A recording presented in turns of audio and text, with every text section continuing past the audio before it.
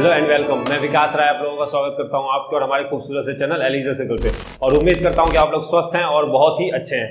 आज मैं आप लोगों के सामने एक कहानी लेके आया हूं जो बहुत ही कहानी अच्छी है। इस कहानी को सुनने के बाद आप लोगों के अंदर परिवर्तन जरूर आएगा। मुझे पूरा भरोसा है कि आपके अंदर परिवर्तन आ जाएगा, इसीलिए इस पूरी कहानी को ध्यान से सुने और बहुत ही अच्छे से सुने। ये कहानी सुनने के बाद आपको याद भी हो जाएगी और दूसरों को बता पाएंगे कि कितने फायदे हैं। जो आज का हमारा टॉपिक है जिस पे मैं कहानी लेकर आया हूं वो है ईमानदारी। जीवन में ईमानदार क्यों रहें। आजकल लोग कहते हैं कि ईमानदारी का जमाना ही नहीं है भाई। अरे भाई, ईमानदारी का जमाना कैसा नहीं है। आप खुद के अंदर ईमानदार रहिए, दूसरों को मत देखिए कि सामने वाला कैसा है कैसा नहीं है। अगर आप ईमानदार हैं तो पूरी दुनिया आपको ईमानदार लगेगी, आप चोर हैं तो पूरी दुनिया आपको चोर लगेगी। ठीक है, तो इसीलिए आप ईमानदारी रहें। चलिए आइए शुरू करते हैं इस कहानी को। बहुत ही अच्छी कहानी सुना रहा हूँ। देखिए, अभी ऐसा सही में ऐसा अगर मैं आप लोगों को बताऊं कि अगर मैं आप लोगों से बोलूं कि मैं बहुत ही अच्छा हूं, मेरे जैसा अच्छा कोई नहीं है, मुझे तो ऐसा लगता है दुनिया का सबसे ईमानदार व्यक्ति मैं हूं और मुझसे ईमानदार कोई दूसरा होगा ही नहीं। चाहे कोई भी मैं काम करता हूं तो बहुत ईमानदारी से करता हूं, लेकिन मैं अपने शब्दों से आपको एहसास नहीं दिला सकता कि मैं कितना अच्छा हूं। इसीलिए मैं चाहता हूं मेरी पहचान जो बने वो मेरी सच्चाई और मेरी ईमानदारी से बने कल। ठीक है, तो आइए शुरू करते हैं कहानी। देखिए, कहानी शुरू करने से पहले मैं एक और बात बताना चाहता हूँ।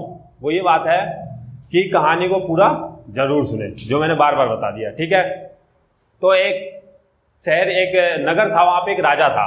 उस नगर का जो राजा था उसे अपने लिए एक मंत्री पद का चयन करना था। एक ऐसा बंदे को चुनना था जो मंत्री के लायक हो, पूरे कार्यभार को संभाल पाए, पूरे राज्य को संभाल पाए। पूरे राज्य का भार मंत्री के ऊपर होता है, तो उसे एक ऐसे मंत्री को ढूंढना था जो बहुत ही योग्य हो और बहुत ही काबिल हो। ठीक है, उसने मंत्री की तलाश शुरू कर दी। पूरे नगर में पर्चे बंटवा दिए कि भाई ऐसा मंत्री चाहिए हमें जो बहुत ही विद्वान हो, बहुत ही ज्ञानी हो। तो उसके लिए पूरे शहर से, नगर से, अगल बगल से, हर जगह से 3 उम्मीदवार चुने गए। अब 3 उम्मीदवार जो थे उनको बुलाया गया राजा के सामने। राजा बहुत ही कंफ्यूज था, वो ये नहीं तय कर पा रहा था उन तीनों में से बनाए किसे। तो उसने सोचा कि हम क्या करते हैं, एक परीक्षा रखते हैं और इस परीक्षा के द्वारा हम ये चयन करेंगे कि कौन ऐसा बंदा है जो मंत्री बनने के लायक है। ठीक है, कौन ऐसा बंदा है जो मंत्री बन पाएगा। उसने क्या किया, एक परीक्षा की। उन्होंने क्या किया, तीनों को एक एक टोकरी दी। वो टोकरी देने के बाद उसने बोला कि इस टोकरी में फल को लेके आना है आप लोगों को। तीनों लोग जागते हैं बगीचे में, तीनों लोगों फलों को भरना शुरू करते हैं। पहला व्यक्ति सोचता है मैं जल्दी जल्दी भर लूंगा तो मैं पहले राजा बन जाऊंगा, मैं मंत्री बन जाऊंगा, राजा जी को मैं पसंद आ जाऊंगा, राजा मुझे पसंद करेगा और मंत्री बना देंगे। वो क्या करता है, नीचे भर लेता है घास, ऊपर भर लेता है 3-4 फल और लेके चला जाता है। सोचता है मैं दुनिया का सबसे तेज व्यक्ति हूँ, मैंने नीचे घास भर लिया, ऊपर 4-5 फल भर लिए, राजा खुश, मैं बन गया मंत्री। दूसरा व्यक्ति सोचता है कि अरे यार इतना टाइम कौन लगा रहा है। दूसरा भी सोचता है जल्दी जल्दी ले चलो, ज्यादा फल भर लेता हूँ, पहला वाला कम ले गया है, जिससे क्या होगा, राजा मुझे मंत्री बना देंगे। वो क्या करता है, सड़े गले कैसे भी फल रख लेता है। ठीक है, तीसरा व्यक्ति होता है बहुत ही ईमानदार होता है।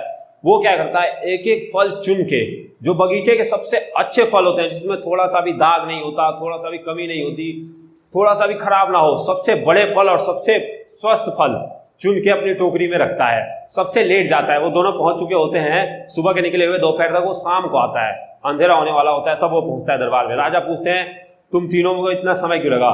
तो वो बोलते हैं कि राजा मैं पहले आया, मैं पहले आया, मैं पहले आया, ऐसा वो लोग करते हैं। राजा बोलते हैं ठीक है। वो सोचते हैं, अब उनके मन में चल रहा होता है राजा बताएंगे सबसे पहले जो आया है वो बन जाएगा मंत्री। राजा कहते हैं तीनों को कारागार में डाल दो। तीनों को कारागार में डाल दिया जाता है। उन तीनों की समझ में नहीं आता कि क्या हो रहा है हमारे साथ, लेकिन उन्हें तीनों को राजा कारागार में डलवा देते हैं। उससे यहाँ पे होता है पूरा परिवर्तन। यहाँ पे क्या परिवर्तन होता है, जिस बंदे ने पहले नीचे घास रख के 3-4 फल चुने थे, 1 महीने तक रहने के बाद क्या होता है, उसके पास कम फल थे, जितने फल होते हैं वो खाता है, बाकी क्या करता है, उसके पास बचता नहीं है कुछ। तो दूसरा क्या करता है, दूसरे ने सड़े गले रखे थे, तीसरे बंदे ने सबसे बढ़िया फल रखे थे। ठीक है, 1 महीना ऐसे ही बीत जाता है। 1 महीना ऐसे बीतने के बाद राजा बोलते हैं तीनों को बाहर निकाला जाए। जब तीनों को बाहर निकाले जाते हैं सिपाही, तो देखते हैं पहला वाला व्यक्ति मर चुका होता है। पहला वाला व्यक्ति क्यों मर चुका है, उसके पास तो भोजन के लिए 4 फल थे और पूरा महीना जेल में बंद था, तो उसके पास पर्याप्त भोजन नहीं थे। यहाँ वो मात खा गया। यहाँ वो मात क्यों खा गया, उसने अपना काम बिल्कुल ईमानदारी से नहीं किया और वो खा गया मात। उसने 4 फल भरे थे, नीचे घास भरे थे, घास खा के जिंदा तो रहेगा नहीं, वो मर चुका था। दूसरा व्यक्ति की तबीयत खराब हो चुकी थी, क्यों, क्योंकि उसने सड़े गले फल भर लिए थे। अब तो आप समझ ही चुके होंगे मंत्री पद का असली हकदार कौन था। मंत्री पद का असली हकदार तीसरा व्यक्ति था, जो बहुत ही स्वस्थ था और बिल्कुल हंसते हुए बाहर आया। क्यों, क्यों उसी व्यक्ति को राजा ने मंत्री बनाया, क्यों? अब देखिए कितनी अच्छी कहानी है। इससे क्या पता चलता है हमें? इससे ये पता चलता है उस बंदे ने, उस व्यक्ति ने, तीसरे व्यक्ति ने एक एक फल का चयन बहुत ही ईमानदारी से और बहुत ही सच्चाई से किया था। जबकि उसने ये नहीं देखा कि मुझे कौन देख रहा है, राजा देख रहा है, भगवान देख रहे हैं, कौन देख रहा है, नहीं देख रहा, नहीं। उन दोनों बच्चों ने भी ये नहीं देखा था, लेकिन उन दोनों ने अपना काम में ईमानदारी नहीं दिखाई। इस बंदे ने ईमानदारी से अपना काम दिया, किसी दूसरे को देखा नहीं, वो ये कर रहा है, वो ये कर रहा है, वो ये कर रहा है, उन्होंने किसी पे ध्यान नहीं दिया। ठीक है, तो इसीलिए वो मंत्री बन गया। तो कभी भी ऐसा अपना सोचें कि हमें कोई देख नहीं रहा है, हम किसी को बेवकूफ बना दे रहे हैं, हम अपने घर वालों को बेवकूफ बना रहे हैं, किसी को बेवकूफ बना रहे हैं, धोखा दे रहे हैं, ऐसा बिल्कुल ना सोचें। आप खुद को बर्बाद कर रहे हैं। इसका फल अभी आपको ना मिले, लेकिन बाद में जरूर मिलेगा। इसलिए जीवन में हमेशा ईमानदार रहें और हर व्यक्ति को ये कोशिश करनी चाहिए कि वो ईमानदार रहे, क्योंकि ईमानदारी और सच्चाई एक ऐसा मार्ग है जिससे आप सफलता की राह पे बहुत ही आगे जा सकते हैं। मैं आप लोगों को एक और कहानी सुनाता हूँ, जिससे क्या हो आप लोग समझ पाए ईमानदार रहना जीवन में कितना महत्वपूर्ण है हमारे लिए। ठीक है, एक बहुत ही छोटी सी कहानी है, उससे बहुत छोटी है और बहुत ही अच्छी है। क्या होता है, एक बार एक गधा धोबी होता है। धोबी क्या करता है, गधे को चरा रहा होता है। गधे को चराते टाइम उसे क्या होता है, एक हीरा मिलता है। वो क्या करता है, हीरे को ले लेता है और सोचता है मैं इसके गले में बांध देता हूँ, इससे मैं क्या करूंगा, जब गधे को नहलाऊंगा तो उसके शरीर को इससे पोछा करूंगा। तो वो क्या करता है, गधे के गर्दन में बांध देता है हीरे को। ठीक है, कुछ दिनों बाद क्या होता है, वो एक जगह गधे को नहला रहा होता है और हीरे से रगड़ रगड़ के उसके शरीर को पोंछ रहा होता है। खूब रगड़ रहा होता है, खूब रगड़ रहा होता है, आगे पीछे ऊपर नीचे से रगड़ रहा होता है, कतई तेजी में रगड़ रहा होता है। तो उससे क्या होता है, रगड़ते रगड़ते उसे क्या पता, वो सोचता है पत्थर है, गधे को कुछ पता है नहीं, धोबी को समझ में आता नहीं। तो वहां से एक जोहरी गुजर रहा होता है। जोहरी सोचता है ये कितना मूर्ख है, ये इस इतना कीमती हीरे से गधे को रगड़ रगड़ के साफ कर रहा है। ठीक है, तो मैं क्या करता हूँ, इसे खरीद लेता हूँ। वो सोचता है मैं इसे इसकी कीमत बताता हूँ। फिर वो सोचता है अगर मैंने इसे इसकी सही कीमत बता दी तो इसके भाव बढ़ जाएंगे। ठीक है, मैं इसे जाके इसे ऐसे ही खरीद लेता हूँ। वो उससे पूछता है कि अरे भाई ये कितनों में दोगे? उसने बोला तुम कितने में लोगे? तो उसने बोला 5 रुपये में। तो वो सोचता है, वो धोबी सोचता है अरे यार ये तो बड़ा गधा बंदा है, 5 रुपये में पत्थर खरीद रहा है। तो वो क्या करता है, हीरे को धोबी से ले लेता है, 5 रुपये उसके हाथ में दे देता है। जैसे ही उसके हाथ में 5 रुपये देता है और हीरा जोहरी के हाथ में आता है, वो हीरा नीचे गिर के टूट जाता है। वो हीरा टूट जाता है तो जो जोहरी होता है बहुत ही आश्चर्यचकित होता है और हीरे से कहता है अरे हीरे तू तो बड़ा चतुर निकला। जब धोबी के हाथ में था उसे कुछ पता नहीं था और रगड़ रगड़ के गधे को धो रहा था, तू बहुत खुश था, और मेरे हाथ में आते ही तू गिर के टूट गया। तो हीरा क्या कहता है, हीरा ये कहता है वो गधा और वो धोबी दोनों को कुछ पता नहीं था और दोनों ही बहुत शरीफ थे।